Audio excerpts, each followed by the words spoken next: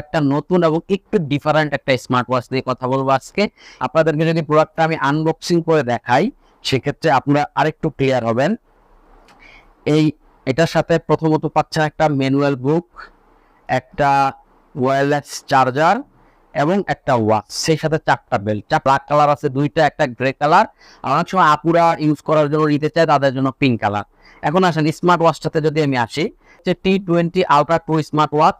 আপনাদের সুবিধার্থে আমি একটু অন করে দেখাচ্ছি, এটা ধরে রাখলে অন হয়ে যাবে।